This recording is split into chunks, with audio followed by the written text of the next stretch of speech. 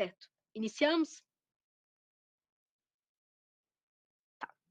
Olá a todos, o meu nome é Letícia Rodrigues de Sá e eu estou participando da sexta jornada de pesquisa, ensino e extensão, realizada pelo IFES Campus Guarapari e patrocinada pelo CNPq. Nesse trabalho, irei abordar um modelo de produto didático aplicado ao estudo sobre a coroa solar. O presente trabalho foca no estudo da coroa solar e a difusão do conhecimento adquirido no mesmo, para que não seja limitado apenas à comunidade acadêmica, visto que os estudos solares, eles possuem grande influência na vida terrestre, pois observa-se que essa estrela possui um comportamento sem padrões muito definidos e conhecidos ainda, já que suas atividades são de origem de natureza caótica. Porém, os resultados da mesma possuem grande interferência na vida terrestre, já que as atividades solares podem, por exemplo, acabar com a energia elétrica de alguns pontos do globo terrestre, quando, claro, maiores que o comum, como também a destruição de satélites, que poderiam acarretar problemas com o uso da internet, que rege a maior parte das sociedades. Logo, apresenta-se no trabalho uma metodologia de ensino que visa democratizar os estudos da coroa solar e torná-la inclusiva para a realidade das escolas brasileiras, observando a importância do conhecimento científico durante todo o processo estudantil, desde as escolas básicas para a continuação e evolução da ciência brasileira. Os objetivos do trabalho resumem-se na democratização dos estudos solares, como também uma ciência inclusiva e para todos, e estudar a astronomia de maneira didática acessível para o público leigo, como, por exemplo, fizeram grandes cientistas como Stephen Hawking e Carl Sagan. Os materiais e métodos utilizados para a realização desse trabalho foram um estudo de artigos científicos sobre o tema central, a coroa solar, como também a criação de um protótipo didático inclusivo, que é esse aqui que vocês estão observando, onde eles têm um sol a ser completado, que, digamos assim, é um sol nu, que durante a apresentação iremos ir completando para vivenciar uma experiência de realmente imersão no estudo e compreensão do mesmo, os loops coronais, os buracos coronais e os ventos solares.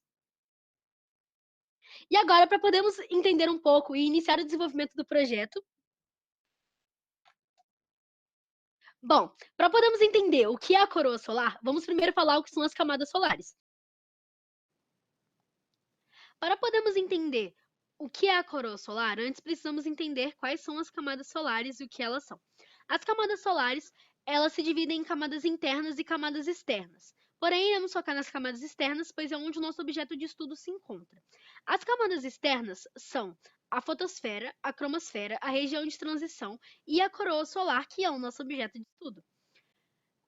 Nesse gráfico, podemos observar o tamanho no eixo X pela temperatura no eixo Y, ou seja, a temperatura pelo tamanho de cada camada externa. Ao observarmos o gráfico, vamos passando pela fotosfera, na cromosfera e chegamos na região de transição. Na região de transição, observamos uma diferença enorme de temperatura, onde subitamente e acentuadamente a temperatura se eleva até chegar à coroa solar. E é aí que encontramos a problemática principal do nosso projeto.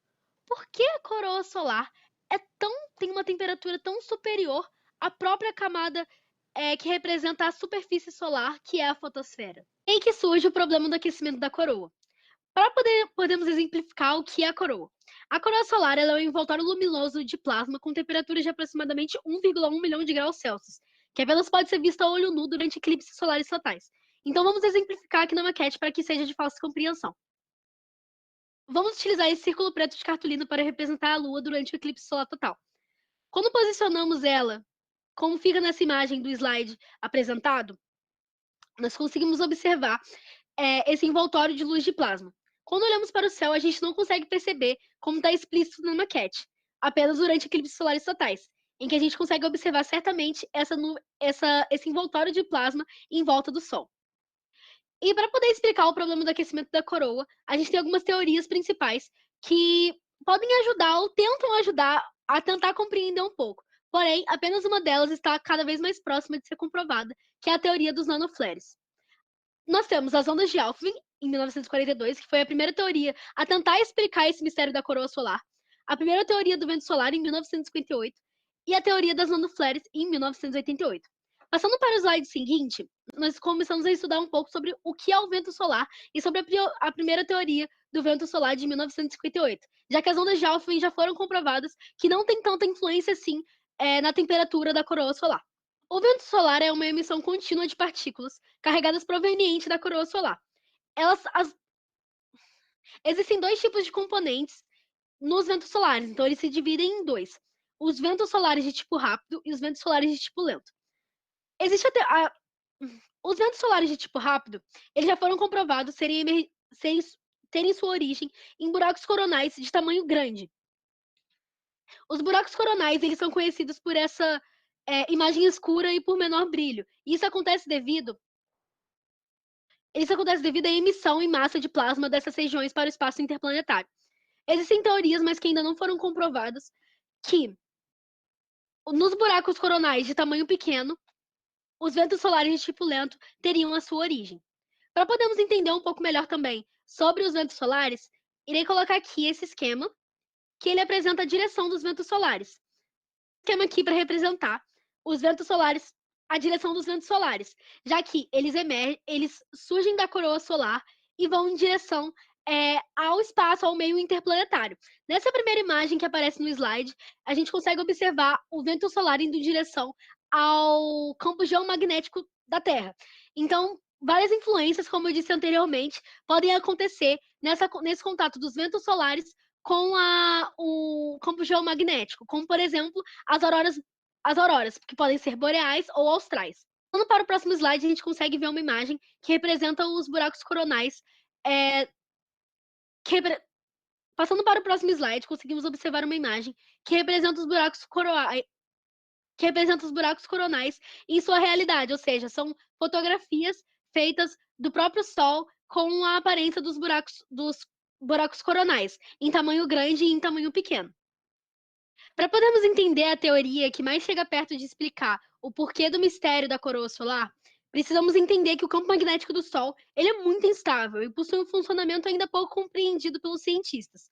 Porém, aos poucos, a ciência o entende cada vez mais, apesar do problema de estar sempre mudando, o que faz com que as pesquisas não sejam completamente definitivas e que possam mudar ao decorrer dos anos e decorrer dos ciclos solares, por exemplo. Contudo, a interpretação da reconexão magnética se mostra como uma chave para podermos entender e compreender sobre a problemática central do projeto. Essa reconexão surge quando linhas de campo magnético. Não, calma. Agora, no slide seguinte, podemos ver uma imagem que representa a reconexão magnética em um esquema para podermos realmente exemplificar o que está sendo passado. A reconexão magnética surge quando linhas de campo magnético dispostas de forma oposta entram em choque, convertendo a energia magnética em energia cinética e calor. Esse processo seria responsável pela formação de erupções, que sustentam a teoria das nanoflares, que, em que uma enorme quantidade de pequenas explosões desempenham um papel de fornecimento de energia e material para a coroa e o vento solar. Na próxima imagem, nós conseguimos observar os registros feitos pela sonda Iris, em que nós conseguimos observar a formação de loops coronais. E na maquete estão sendo representados os loops coronais. Eles são formados devido à emissão do calor devido à reconexão magnética. Nesse calor formam-se as erupções, e essas erupções surgem as espículas solares, que no próximo slide conseguimos observar que formam esse formato contorcido, como um loop coronal. Esse formato contorcido ele é devido aos fluxos magnéticos entorcidos dentro do Sol, que formam com que as espículas, que como se fossem jatos, quando se explodem, formam um loop, fazendo essa curva. Então, na imagem desse slide, nós conseguimos observar que foram capturadas pela sonda Iris esses loops coronais presentes na coroa solar. Então, agora passando para a conclusão, vamos para as afirmações que conseguimos retirar como os resultados do trabalho. A reconexão magnética como chave para desencadear o calor que aumenta a temperatura da coroa solar, a teoria das nanoflares como a principal para a compreensão das temperaturas elevadas, o uso de métodos pedagógicos para meios sem aparato tecnológico, então ferramentas que foram apresentadas como meios de possuírem, como meios de levar a astronomia para escolas, que mesmo que não tenham retroprojetores ou computadores, ainda seria possível levar a ciência, como também a extensão do kit para deficientes visuais, por se tratar de materiais físicos em que poderiam sentir e com a determinada adaptação seria possível para esse tipo de público, como também a futura extensão do projeto, que é o uso da realidade aumentada, com óculos de realidade virtual, como também com experiências de figuras 3D para a prática e o ensino da coroa solar e estudos da astronomia. Gostaria de agradecer ao meu professor orientador, o professor Adriano de Física, como também a Bolsa FAPES e a Bolsa CNPq, que estão patrocinando hoje o evento, e a Bolsa FAPES para você, estudante bolsista. Então é isso, muito obrigada também a todos que assistiram até aqui. Foi um grande prazer estar estudando sobre esse assunto e também estar participando da jornada de pesquisa. Então é isso, pessoal. Muito obrigada. Tchau, tchau. Espero que tenham gostado e qualquer dúvida, estou aqui.